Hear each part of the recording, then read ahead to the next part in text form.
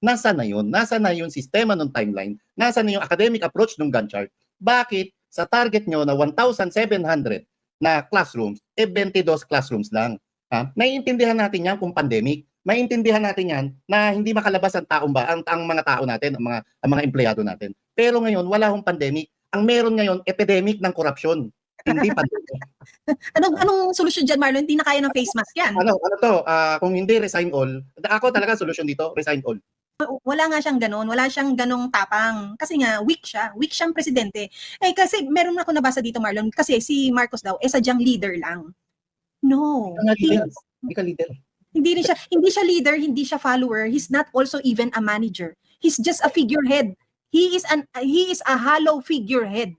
Tama, hollow figurehead, gusto ko 'yon, di ba? Ampaw. Ampaw, isa ka lang ampaw. Nagtaka ka lang, wala kang ginawa, hindi ka na naman nagalit. Hindi nakabaitan 'yan. Katarantaduhan na 'yan. Yun na yun, hindi nakabaitan 'yan. This is the best comment ever for me. Bakit ba lagi ang sisi sa mga bumoboto? Di ba pwedeng pinakaunang sisihin yung hindi nagtrabaho dahil wala? Ibig sabihin, tayo ba na mga bumoto nagkamali? Tayo ba ang nangako? Tayo ba ang, excuse the language, tayo ba ang nanarantado sa bansa? Yep. Bakit biktima yung niloko? Bakit hindi suspect yung nanloko? Ang galing mo doon, Chen. Perfect ka dyan. Si Chen, ganyan dapat ang klase ng netizen na meron tayo. Nag-iisip.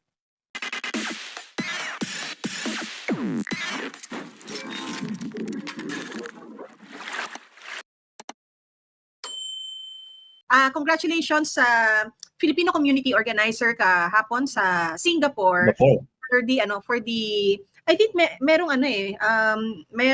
occasion 19th anniversary, something to that effect, no? Nagkasama-sama ang ilan sa ating mahal na Duterte kasama ang VP Sara. But yung kanilang okasyon parang very less political ang issue nila doon. It was mostly pang kumustahan, Marlon. Bakit? Bawal? I don't know.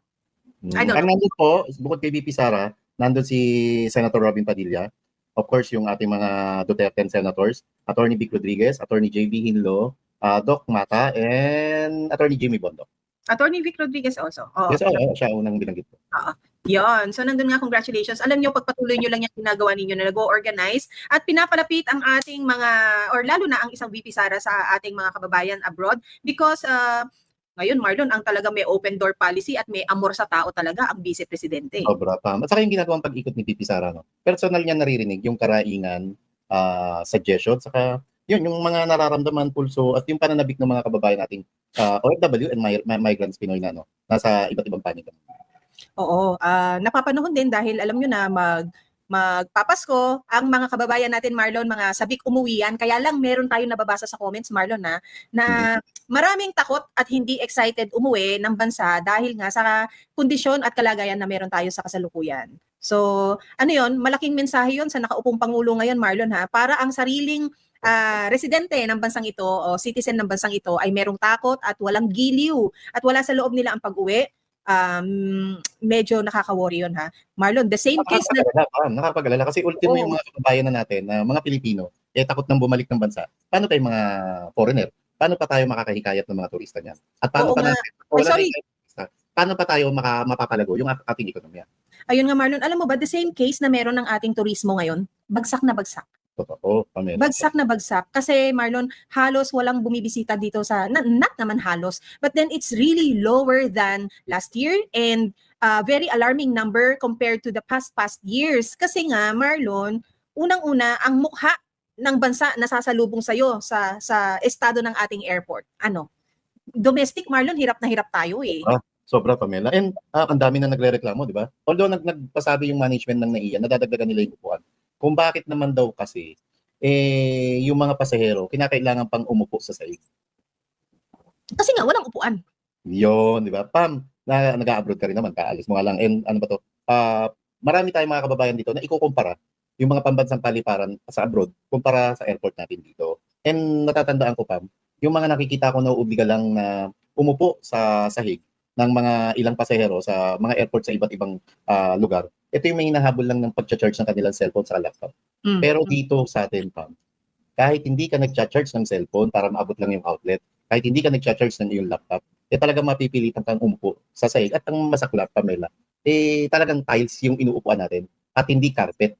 Na sa abroad, wala ako napansin na flooring na flooring na tiles di ba?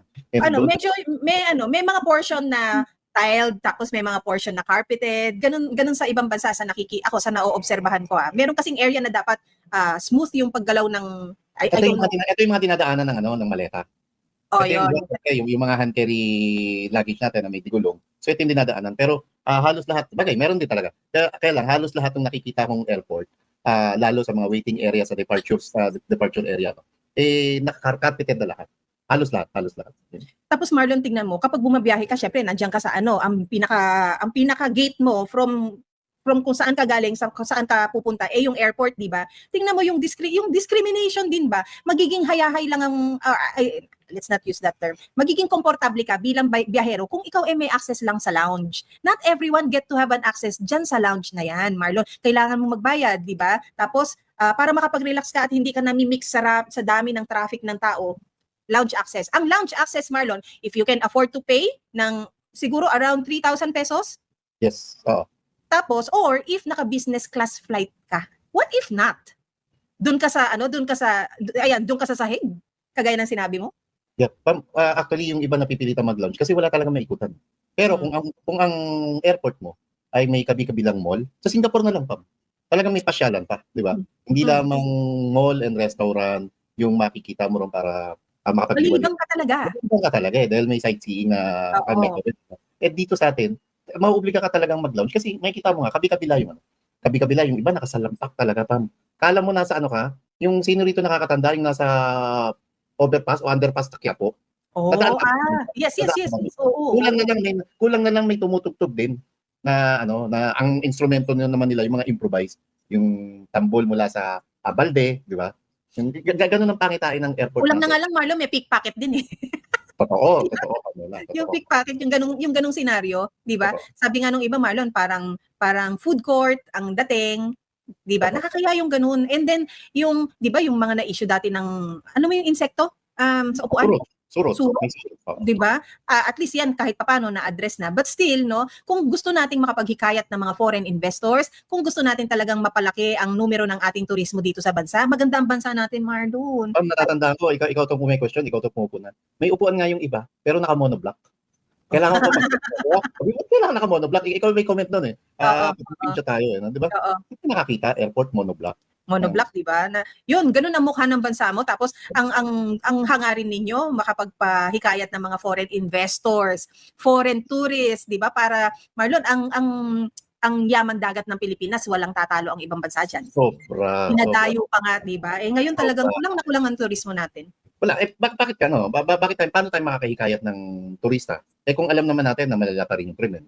Kung alam naman natin na, una na yun sa airport, saka yung turista, krimen, tapos alam naman natin na kabi-kabila pa rin yung mga mandarambong sa kalsada.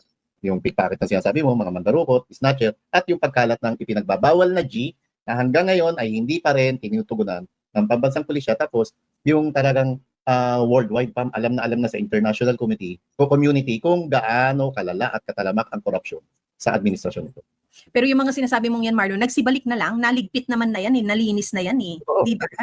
Malaya at ligtas na pumapasok ang mga turista dito sa bansang ito noong panahon ng isang Tatay Digong na walang takot dahil talaga yung presidente poprotektahan nila yung mga taong nagsisibisita dito sa bansa natin. Yung mga makakaliwang grupo na lang. Halos na wipe out sila ng Pangulong Rodrigo Roa Duterte. Pero ngayon, talagang sila pa yung may ingay. Tapos yung ingay nila, yung dating anti-Marcos nila, talagang ngayon halos kakampil na si Marcos. Tapos ang linya lang nila ay anti-Duterte. Oo nga, di ba? Nako, tapos Marlon, alam mo ba, napanood mo na ba yung interview ni Boying Remulla kay Lucy Cruz Valdez? Ay, hindi pa. Kasi ikaw ang nagsabi nung isang araw na umamin siya na nagkasakit. Portion lang yun may dumaan lang na reel sa kaya mo nakita. Panoorin mo because it's interesting because one of the reasons bakit siya nag-ombudsman is because napagod na lang daw siya sa pakikialam. Nagsawa na siya sa pakikialam ng isang Zaldico. Mababaw, no? Alam mo kung ano yung pinapakialaman daw ni Zaldico? Because di ba sa DOJ sa kanyang immigration? Yung e-gates. Baka may tee-off ka niyan tungkol dyan. Kasi Sige, mapanood ko nga. Mamaya, after na itong vlog natin, papanoorin ko pa. pinapakialaman daw. It's also very interesting, Marlon, ha? Panoorin mo, maganda. Sige, Maganda. sige. Thanks Uy. sa recommendation. Ma'am, and speaking of recommendation, kapon binanggit natin si Karate Kid Legend, di ba? Merong bago sa Netflix, kailang bitin, A House of Dynamite. A House of Dynamite. So guys, A House of Dynamite. Tungkol siya sa yung may missile na papasok sa territory ng Amerika at ang tinutumbok yung Chicago, yung state ng Chicago. Ang hindi nila trine-trace ngayon ng American government kung galing ba ito sa Russia, China o North Korea. Ang problema yung ending, bitin, ang sakit sa puson. Ha? Pero ang catch doon, Pam,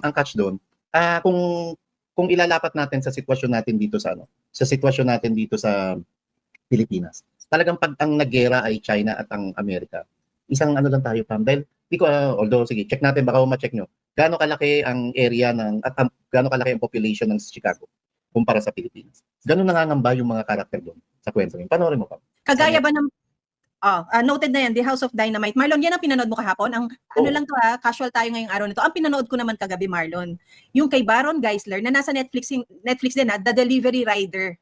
Okay. Napakagaling ng isang Baron Geisler.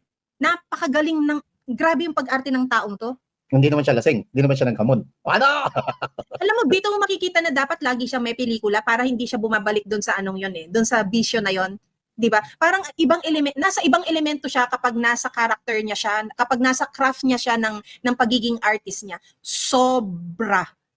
Hindi ako medyo hindi malayo. I prefer foreign movies over yung mga Pinoy movies na ganyan, Marlon. But this one, merong mga nabobore na times ako, pero because it was Baron Geisler, diniretso ko. Sobrang galing. Isa siyang delivery rider na may autism. Oh, medyo touching yan Mo to, advocacy ko yan yung mga natang may autism, masyado yan. And masakit sa dibdib, pero hindi ko nakuhang Pakiyakan ko naman yan, Pamela, di ko panoorin yan. Ito nga sinasabi ko sa'yo, hindi ko nakuhang lumuha dahil talagang, alam mo yung talagang ninanamnam ko yung galing ng character at portrayal ng isang Baron Geisler. Grabe. Okay. Diba? Grabe. Panay panood natin ng Netflix, yung mga naglalabasan sa social media, nakikita mo ba na nagtataka raw ang isang Marcos Jr.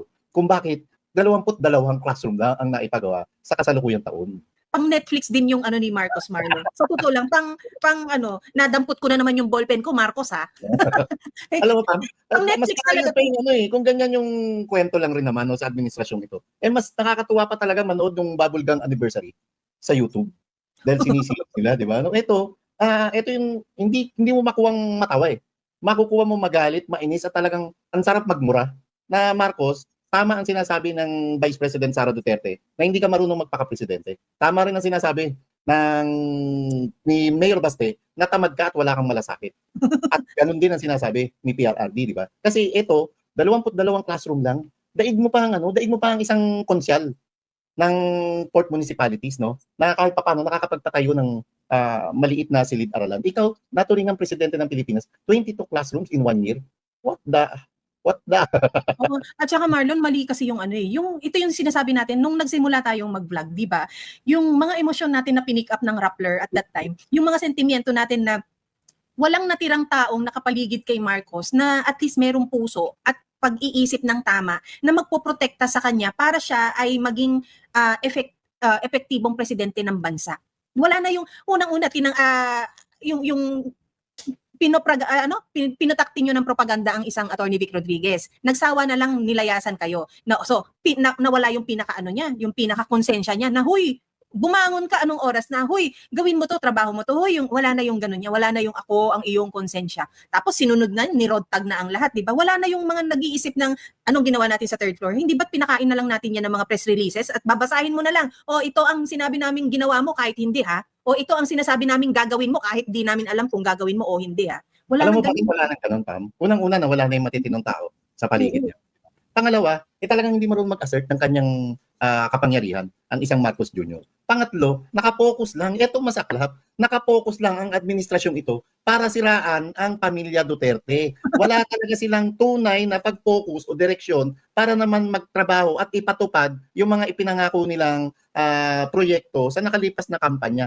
3 taon na ang Marcos Jr. sa Malacanang, pero hanggang ngayon, wala tayong nakikita na sinasabing nagawa na niyang matino at legacy niya. Ang nakikita natin ay palala ng palala ang korupsyon sa pamahalaan at ang nararamdaman natin ay ang palala ng palala na kagutuman, kahirapan at kriminalidad sa lansangan. Pero sa playbook nila, Marlon, may achievement sila ha. Asan? Syempre nandoon sila sa echo chamber nila, Marlon eh.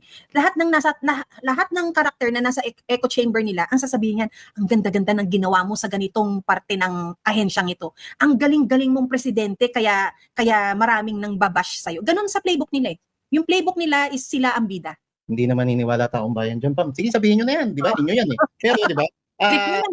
Trip nyo yan. Hindi namin babasagin trip nyo, pero basag na ang tenga namin, ang mata namin. Higit lalo ang kaisipan at kalooban namin. Dahil sa pagiging walang ya, inutil at ingrato ng gobyernong to, Pam. Yung mga ganyang pananalita, kailangan dyan resibo. Kailangan dyan yung fact as in FACT, yung katotohanan na detalye. Kaya ikaw, Marcos Jr., fuck you. Di ba? As in FACT na fact.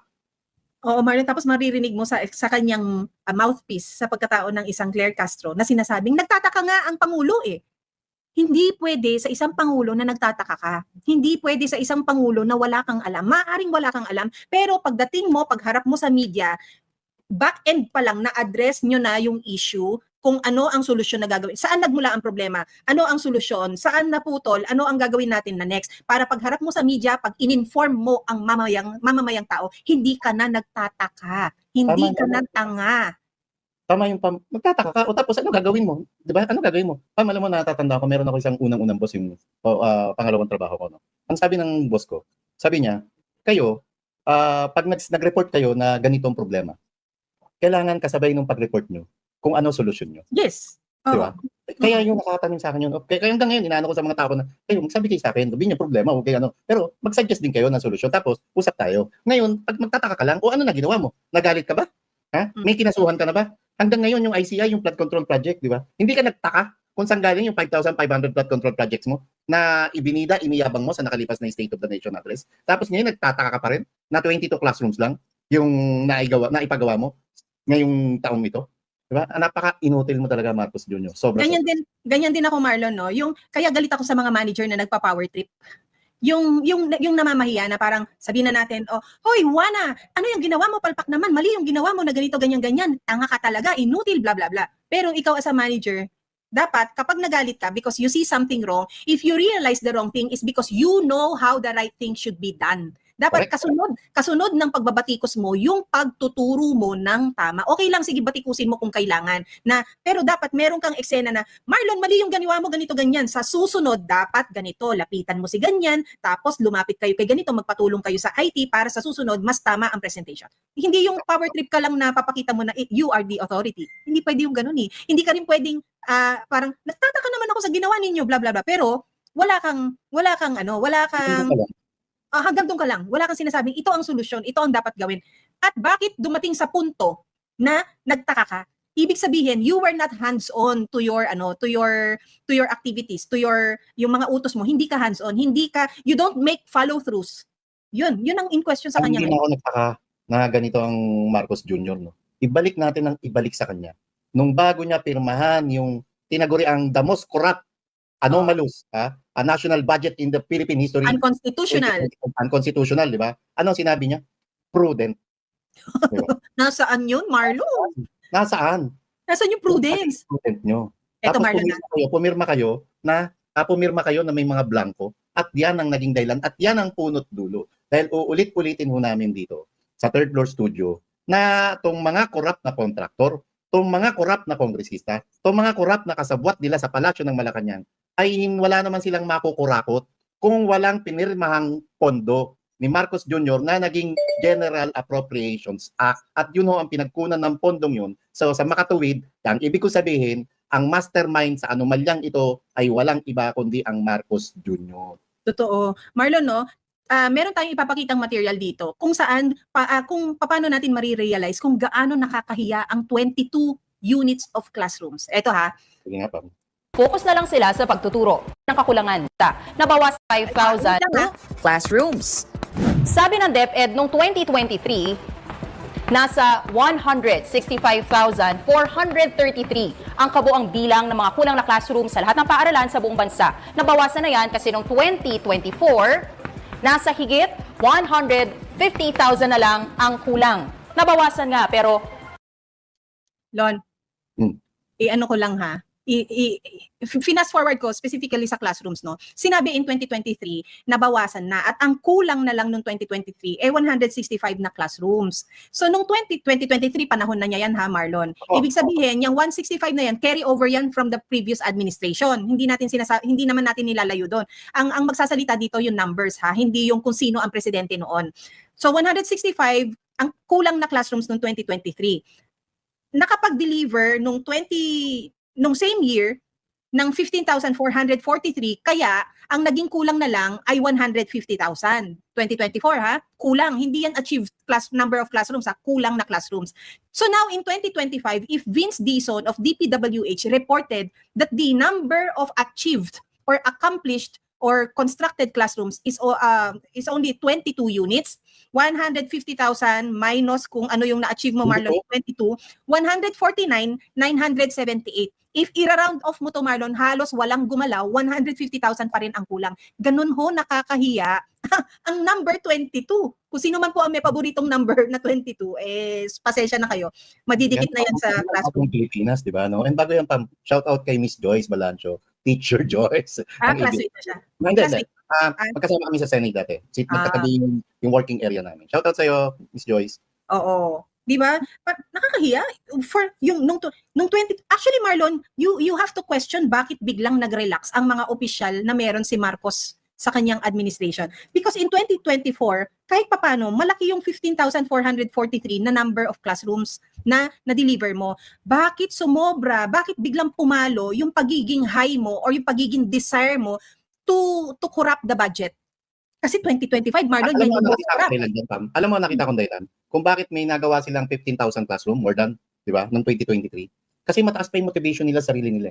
Ang motivation nila sa sarili nila ay kailangan tugunan yung mga ipinangako sa bayan at kailangan talagang mabigyan ng magandang kalidad at kaaya-ayang school environment ang mga mag-aaral natin. Tapos, nakikita nila na yung motivation na yun, maliban doon sa sarili nila, yung mga namamahala sa kanila. At yung panahon na yun, Pam, sino DepEd Secretary? VP Sara. Diba? Oh. Ngayon, hindi ko sinisisi kay Sani Angara, kay Senator Sani Angara. Isisi na rin sa kanya, Marlon. Kailangan isisi sa kanya. Sinisisi na sa nakaraang administrasyon. Kulang kasi ang Sani Angara rito. Totoo, nasa DPWH ang budget. Totoo, DPWH ang nag-execute ng proyektong yan. Pero, bilang kayo ang recipient ng mga classrooms, ano ang ginawa ng isang Senator Sani Angara na boss ni Yusek Olaybar? Oo, Yusek, wag natin kalimutan Yusek ng DepEd si Olaybar na sinasabing quote-unquote bagman di umano ni Executive Secretary Lucas Bersamin. Ano ang ginawa ng DepEd Secretary para i-follow up, para balik-balikan o yanigin lagi ang DPWH, katukoy ng DPWH at ipatupad yung target na 1,700 classrooms? Wala, di ba? Kasi ang motivation pa rito, Pam, unang-una, wala nang return, ang bagal ng return of investment ng mga kontratista sa classroom. Alam nila wala silang kikitain dyan.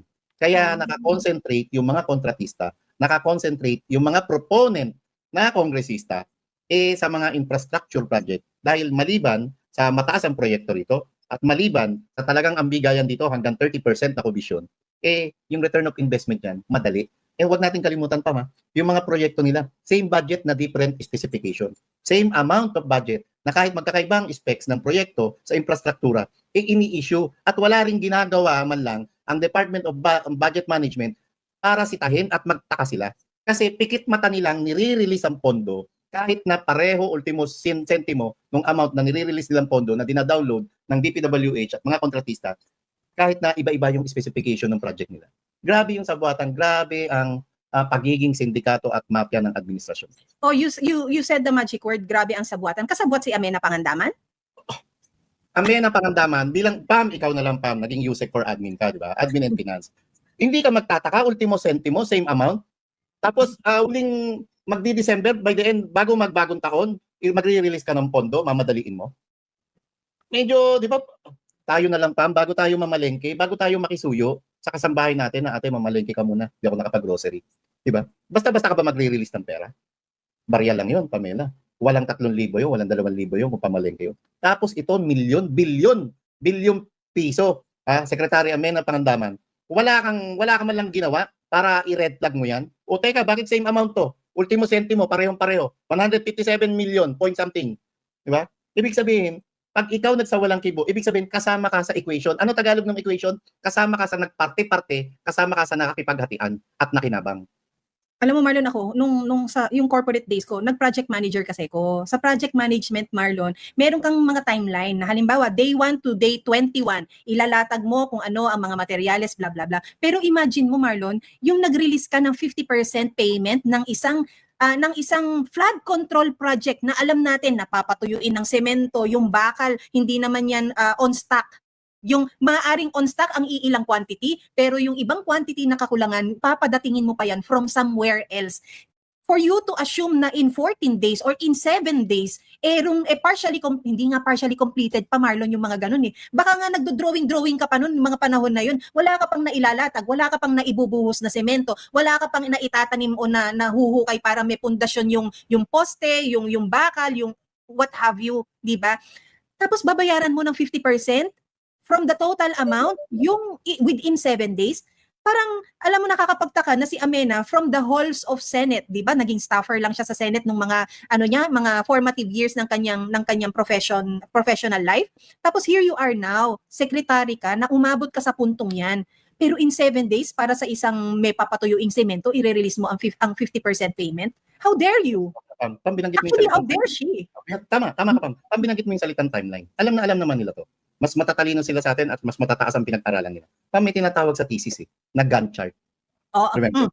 Yung Gantt chart. Ito yung ibang mukha ng timeline. Si Gantt chart po, kailangan may guguhit sa Gantt chart na kailangan may target na accomplishment ka. Kung from January to February o January to March, kailangan ito na nagawa mo.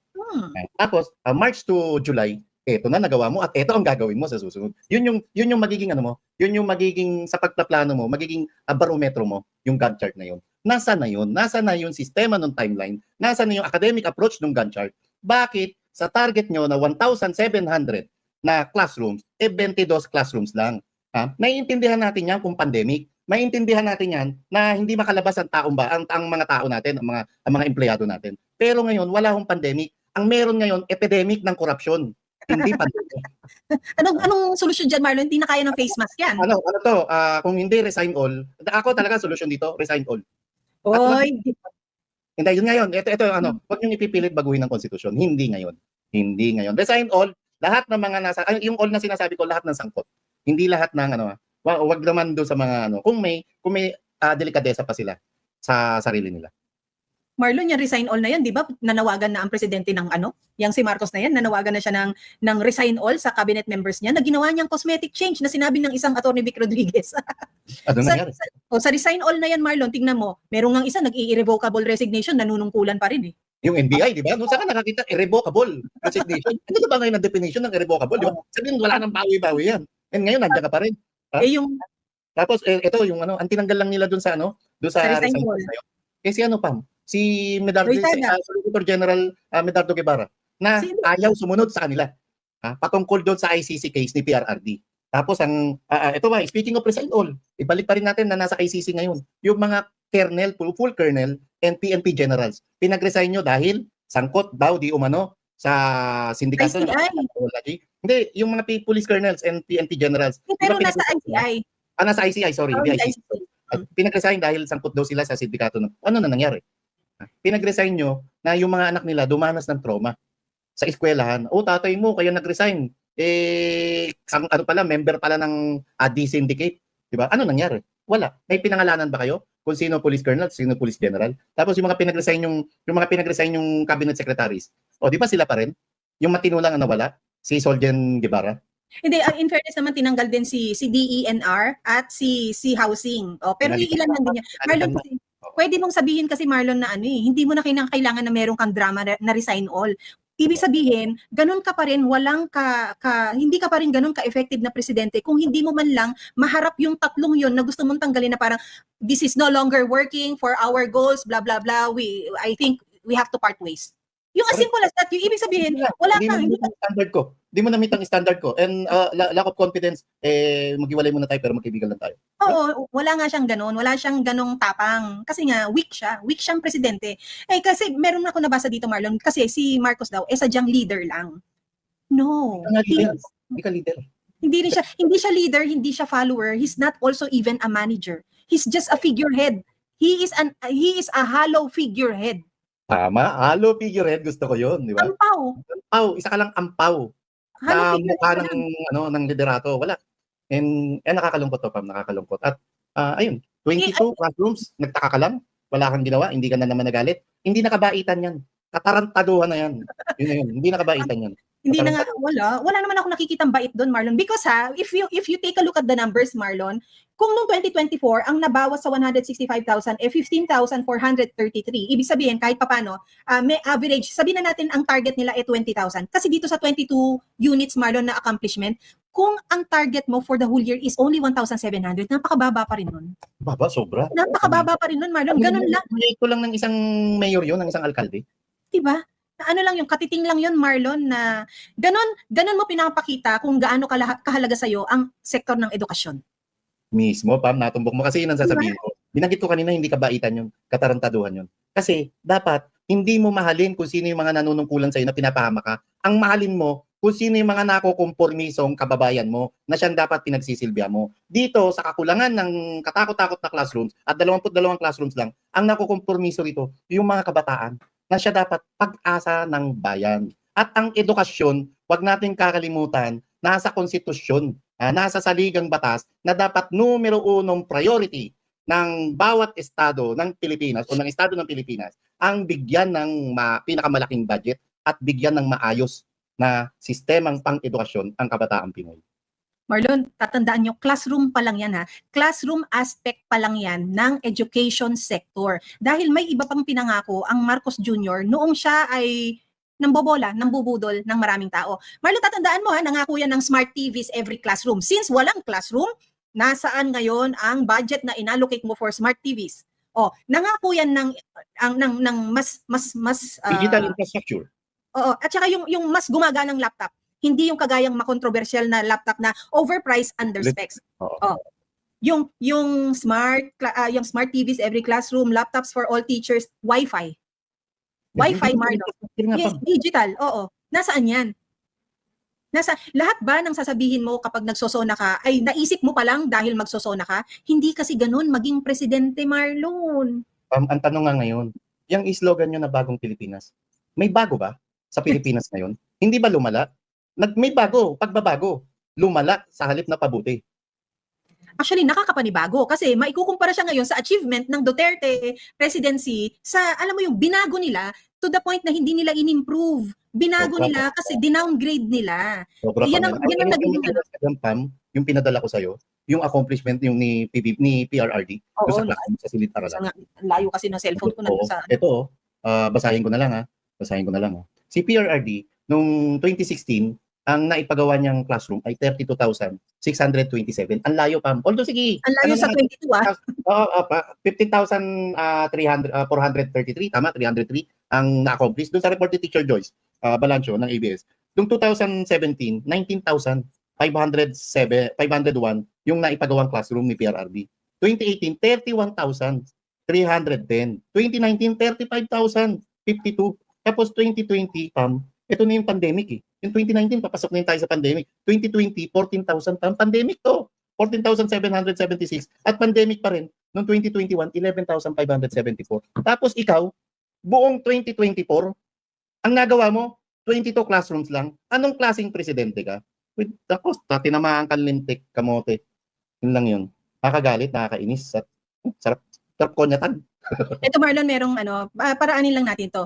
Pam, alam nyo na noon pa, wala yung pinakakonsensya niya na kailangan pa palang gisingin para magtrabaho. Ito yung sinasabi namin na ginawa mo kahit hindi. So much red flag there. Yes, Meron. But if you believed in that calling na meron supposedly continuity, nandun kayo sa loob, ang iisipin nyo, ito yung magko-continue. Kasi sumapi din ang isang VP Sara. But the thing is, hindi kami nanatili sa loob. Ito yung ito yung argument ng online ngayon, Marlon. Alam nyo naman na pala, bakit ninyo sinuportahan? Alam ba namin lolokohin ng bansang Pilipinas? Ang maganda nun, Marlon, is, ako lang ito lang yung argument ko. Ang maganda dyan is, kumawala nung nakitang naging mali na, hindi ka na natili para ipagsiksikan ng sarili mo na either maging hero, gusto mo maging hero doon na baguhin mo siya, di ba? Yung kaya ko to, yung babaguhin ko to kasi alam ko kaya ko. Hindi dahil alam mong matatalo ka dahil mas marami silang masasama. Kumalas ka na lang. Kasi, di ba, yung iba nga, if you can't beat them, you have to join them.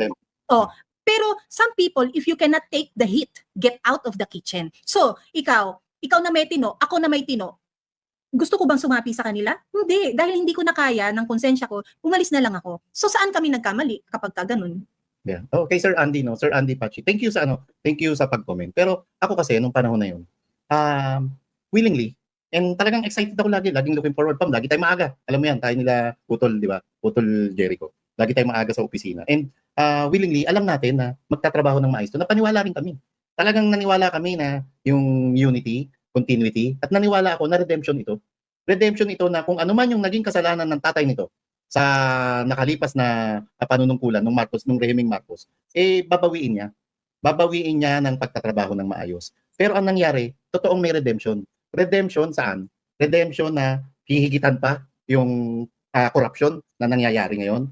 Redemption na sa mga tagong yaman ng Pilipinas. And yan din agad ang naisip ko. Ito yung redemption nung binenta yung mga ginto ng Pilipinas na hindi man lang nila pinag-aksaya ng panahon o hindi man lang sila nagbigay ng pahayag kung ilang ginto ang binenta, magkano binenta, bakit binenta, at kanino binenta, at nasaan na ngayon yung pinagbentahan. So, nung panahon ng kampanya, nabulag ako, nabudol na, as in, kala ko matino ito. And salamat na lang rin sa Diyos, Pam. Yun yung sinasabi natin, everything happens for a reason. At ngayon, pwede kong ipagmalaki na, kaya siguro tayo nawala sa administrasyong yun. Kasi, ito ang dahilan.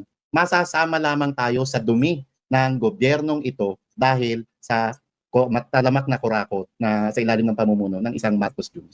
Naalala ko pa, Marlon, yung argument ko nung sinasabi ko, bakit naman itong taong to? Kasi di ba, open naman ako na sinabi kong, hindi siya ang iboboto ko, bakit ilalagay ako sa kampanya niyan? So ginawa ko para doon sa kaibigan ko talaga na matalik ko talagang kaibigan. So sige, dahil gusto mong sumuporta, tutulong ako ang pina-loan na resource doon. Okay, fine, sige. So banda ko sinabi ko, sige, pagbigyan natin, bakit naman itong taong to, dadalhin niya yung pamilya niya sa kasadlakan na dinanas niya nung siya yung anak pa lang ng isang Marcos Sr. Hindi niya siguro maatim na makita niya yung asawa niya, yung anak niya na kinakaladkad paalis ng bansang ito ng mamamayang Pilipino. Ginawa. So ibig sabihin, wala kang puso. Tapos Marlon, this is the best comment ever for me. Bakit ba lagi ang sisi sa mga bumoboto? Di ba pwedeng pinakaunang sisihin yung hindi nagtrabaho dahil wala? Ibig sabihin, tayo ba na mga bumoto nagkamali? Tayo ba ang nangako? Tayo ba ang, excuse the language, tayo ba ang nanarantado sa bansa? Yep. Bakit biktima yung niloko? Bakit hindi suspect yung nanloko? Ang galing mo doon, Chen. Perfect ka dyan. Si Chen, ganyan dapat ang klase ng netizen na meron tayo. Nag-iisip, hindi yung nangungutya lang. Di ba? Correct. Thank you. 22 classrooms, Marlon. Hindi lang ito classrooms. Ito ay mukha ng Administrasyong Marcos at ito ay kahihiyan ng isang Marcos administration. 22 classrooms. That's how you value education. That's how you value the youth, the future of this country. That's just how you are. Dahil ikaw mismo, hindi mo mahal ang pag-aaral. Nadali mo pa. No wonder. Kaya pala hindi ka nakatapos. No wonder. Kaya pala wala kang diploma. Kasi wala ka talagang pagpapahalaga sa edukasyon. Sabi ni Corinne Palma, nasagot nyo rin yung question sa utak ko. Hindi nyo dapat pagdudahan yung mga taong bumabatikos. Ang pagdudahan po ninyo ay yung mga taong pinipiga ang sarili nila na merong ma-appreciate sa Marcos administration na halos wala namang ibinibigay para sa bansang ito. Ganun na lang, doon na lang tayo. Regardless of our colors, di ba sa mga panawagan ng paglabas sa kalsada, Marlon, di ba ang sigaw naman natin, kayo muna, bilang Pilipino muna, wag muna kung sino yung politiko ninyo, kung sino yung gusto ninyong korap na nandyan, yung kayo muna, yung tayo, ikaw, ako, tayong lahat, ano ang karapatan natin, kanino ang bansang ito, sa kanila o para sa atin. Ipaglaban natin kung ano yung para sa atin. Ganun lang. Simple as that. Sabi ni Lenny, corruption yung 22 classrooms. Tama, di ba? Tama. Yan ang mukha ng yan ang mukha ng administration, 22 classroom sa isang taon. Ito, Marlon, mabilisan lang bago tayo magpatapos. Merong lumalabas na pictures na magkasama si Chris Aquino at ang yung unang ginang, ha? Ano ang sinasabi nito? Mas mukhang ang tingin ko, sorry iba yung, mas mukhang may sakit si Lisa kaysa kay Chris.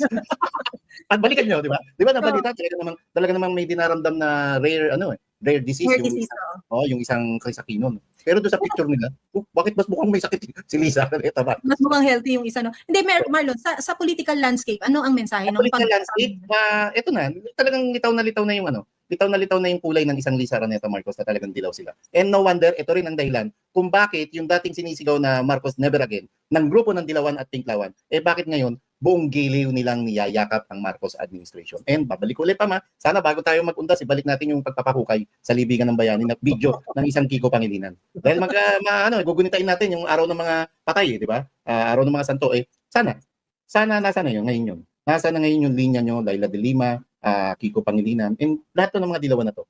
Ano ang dahilan? At yung dati, sukang-suka kayo sa pangalang apelidong Marcos, pero ngayon talagang halos itago nyo na si Marcos yung mastermind ng lahat ng talamak na korupsyon na nangyayari ngayon sa gobyerno.